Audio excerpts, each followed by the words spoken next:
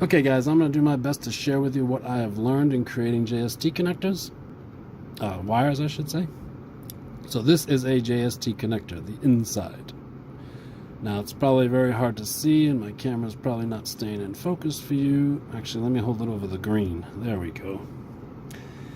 Okay, so what we have here is the piece I am holding on to is just waste, which keeps all the connectors on a strip, which I'm assuming is meant for a machine, but we're not machines, we're humans, so we will cut that scrap off later. The first tangs or crimp pieces are to grab the insulation of the wire. The middle smaller one is to grab the actual bare strip piece of the wire. And then this end boxy looking thing is actually the female pin receptacle. So you have to be very careful when putting this in the crimp tool to make sure this is always outside of your crimp tool, because you do not want to crimp this end piece here. And you can see there's a tiny tab sticking up right there. That coincides with the little slot in the plastic piece of the connector to keep this pin in the connector. Okay, so that all being said, try and focus here guys. I am going to insert this into my crimper so that the crimper is just to the edge of that female connector. Now, I think I got duped on this crimp tool. You guys let me know if you know. This appears to be for DuPont connectors, to what I see, from the dimensions and from the shape of the dies. But it was sold to me with a kit with both DuPont connectors and JST connectors. But again, I think I got duped, and this is not really made for JST connectors, but I'm managing, sorry about that, I'm managing to make it work anyhow.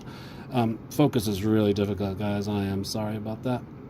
So again, my job here is to get this into the crimping tool so that the two tangs that are going to grab the wire are in there, and the female receptacle is not. So this may not look so good on camera, so give me a second here, please.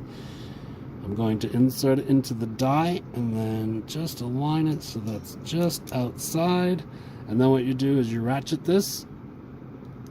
Not sure if you heard that, so that it holds the connector in place all on its own.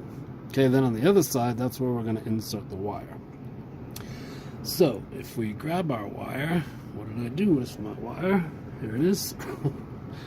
You first want to absolutely make sure there's no frayed ends on your stripped piece.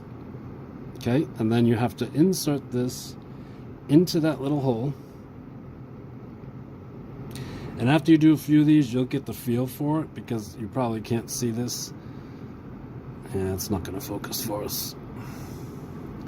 But what I do is I look right there into the connector, and you should be able to see the tip of the wire, if not the insulation. If you see insulation, you pushed in too far, so back it out.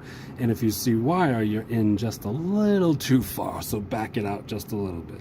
So I'm going to back mine out until I don't see any more wire, and then finish the crimp. Pop that connector out of there, and then we can inspect it.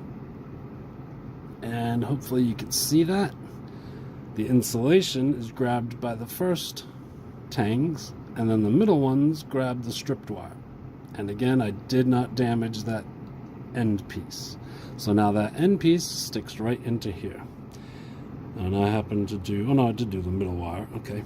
But before we do that, we need to cut off the scrap that I talked about before. So you just take a little pair of snips, close cutters, get right up under it like that, and then just snip it right off. Okay, and then we can insert this. Again, that little tab that sticks up, you'll see in the connector it has a little molded piece for that to indicate where it's supposed to go. And then it goes right in there like that.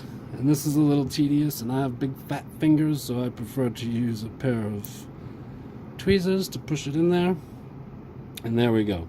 And if it doesn't seem to have gone all the way in, then I get out my dental tool, which is a very handy tool for all kinds of stuff. And then I just give it a little push. Okay, so there we go, all connected.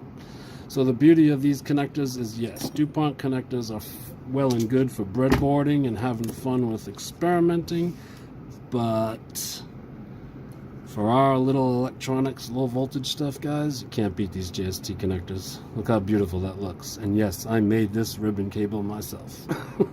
So once we're all done here, these are gonna look really good, and no more loose connections. I mean, this is not gonna jitter, not gonna get any connection problems like the DuPont connectors cause. So there you go. That's my take on installing and creating JST cables. Hope you learned something. Thanks, everyone.